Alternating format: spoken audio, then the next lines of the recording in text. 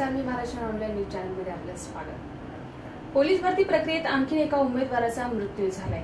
गहनीनाथ लटपटे असं त्याचं नाव आहे। बीडचा रहिवासी असलेला गहनीनाथ 14 तारखेला विक्रोळीमध्ये भरती प्रक्रिया सुरू असताना बेशुद्ध पडला होता। त्याचा मंगळवारी रात्री मुलुंडच्या प्लॅटिनम रुग्णालयात निधन झालं। पोलीस भरती प्रक्रियेदरम्यान झालेला हा 5वा मृत्यू आहे। गहनीनाथाचा मृतदेह पोस्टमॉर्टमसाठी पोलिसांना सोपवण्यात आला असून त्यानंतरच त्याच्या मृत्यूचं कारण स्पष्ट होणार आहे। गहनीनाथ हा 5 किलोमीटर धावण्याच्या स्पर्धेत सहभागी झालेला होता। त्याचवेळी तो चक्कर येऊन पडला, त्यात तो जखमीही झाला होता। त्यानंतर त्याला प्लॅटिनम रुग्णालयात दाखल करण्यात आलं होतं। त्याच्यावर उपचार सुरू होते।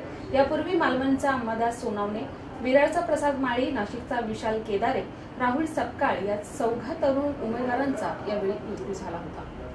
10वी परीक्षेत मुलींनी बाजी मारली, आपणच गुणवंत असल्याचं पुन्हा एकदा दाखवून दिलं। आता निकाल जाहीर झाल्यानंतर मुंबई महानगर क्षेत्रातील 11वी ऑनलाईन प्रवेशाचं वेळापत्रक शिक्षण उपसंचालकांनी जाहीर केलंय। यानुसार 18 ते 25 जून पर्यंत विद्यार्थ्यांना ऑनलाईन प्रवेश अर्ज सादर करता येईल।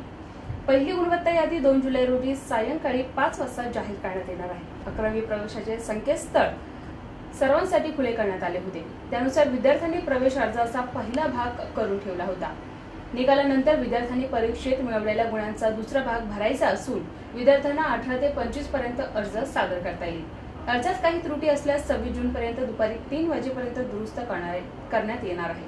अल्पसंख्याक या महाविद्यालयातील अल्पसंख्याक आणि इन हाऊस कोट्यातील प्रवेश संबंधित कनिष्ठ महाविद्यालय स्तरावर 18 ते 27 जून पर्यंत दुपारी 1 वाजेपर्यंत पूर्ण करण्याच्या सूचना महाविद्यालयांना देण्यात आल्या आहेत। या कोट्यामधून प्रवेश घेऊ इच्छिणाऱ्या विद्यार्थ्यांनी संबंधित कनिष्ठ महाविद्यालयांशी संपर्क साधावा। तसंच 27 जून रोजी दुपारी 3 वाजेपर्यंत अल्पसंख्याक कोट्यातील रिक्त आणि इन हाऊस कोट्यातील शिल्लक जागा महाविद्यालयांना ऑनलाईन प्रवेशासाठी ऑनलाईन सादर करावा लागणार आहे। 5 वेळेची वर्ल्ड चॅम्पियन टीम ब्राझीलला मेक्सिकोनं गोल 0 बरोबरीत रोखलं। थियागो सिल्वाची ब्राझिलियन टीम मेक्सिकोचा डिफेन्स फेकण्यात अपयशी ठरली। मेक्सिकोच्या गोलकीपरनं सामा टीमचे 3 गोल रोखले आणि तोच या मॅचचा हिरो ठरला। 26व्या मिनिटाला दानी अल्वेसच्या क्रॉस पासवर नेमारनं गोल करण्याचा प्रयत्न केला, मात्र ओचोआन नेमरचा बॉल एका हातानं रोखत ब्राझीलला आघाडी मिळवून नेण्यापासून रोखलं।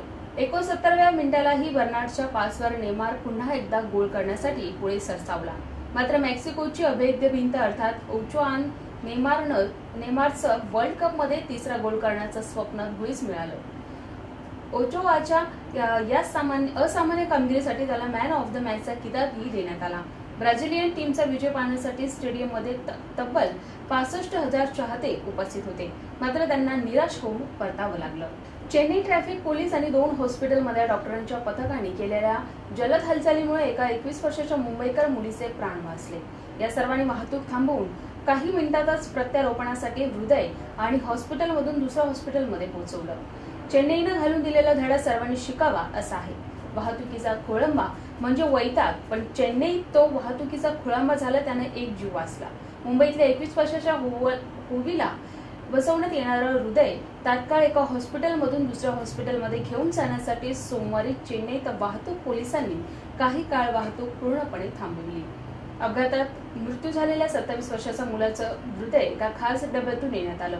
ऑर्गन डोनेशनमध्ये वेळेला खूप महत्त्व असतं। राजीव गांधी सरकारी हॉस्पिटल ते फोर्टिस मालार हॉस्पिटल हे 12 किलोमीटरचं अंतर पार करण्यासाठी तासभर वेळ लागला असता, पण 26 वाहतूक पोलीस ठराविक अंतरावर तैनात करण्यात आले होते। त्यामुळे विनाअडथळा हे अंतर फक्त 14 मिनिटात पूर्ण करण्यात आलं। महिनाभरापासून हृदय देणाऱ्या अवयवदात्याची वाट बघणाऱ्या 21 वर्षाच्या होवीला नवं आयुष्य मिळालं। संपूर्ण कुटुंबाच्या चेहऱ्यावर समाधान दिसलं। माझी मुलगी खूप आनंदात आहे, ती खूपच बदलल्याचं मला जाणवलं।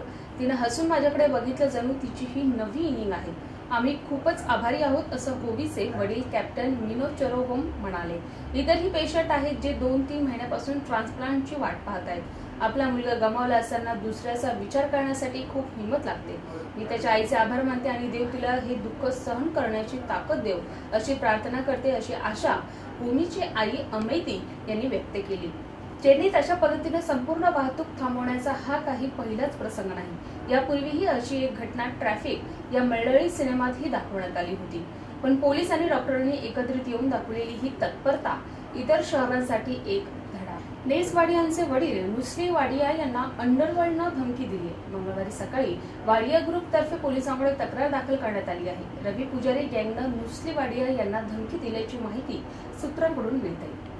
नेसचे वडील उद्योगपती आणि वाडिया ग्रुपचे प्रमुख नुस्ली वाडिया यांनी NM जोशी मार्ग पोलीस स्टेशनमध्ये या प्रकाराची तक्रार नोंदवली। मिळालेल्या माहितीनुसार रवी पुजारी गँगकडून आपल्याला हानी पोहोचवण्याची धमकी मिळत असल्याचं नुस्ली वाडिया तक्रार यांनी नोंदवली। परंतु प्रीती झिंटा नेस वाडिया वादाचा या कॉलच्या प्रकरणाशी संबंध नाही हे मात्र अजून स्पष्ट होऊ शकलेलं नाही।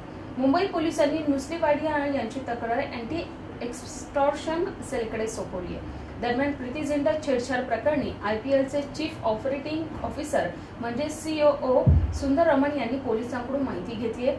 सूत्रांच्या माहितीनुसार प्रीतीने झाला प्रकाराबाबत सुंदर रमण यांना माहिती दिली होती।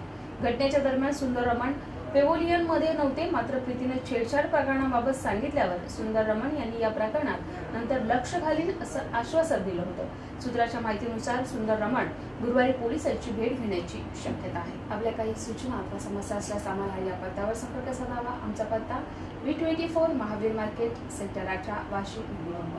उद्या पुन्हा भेटू विशेष घडामोडीसह। तोपर्यंत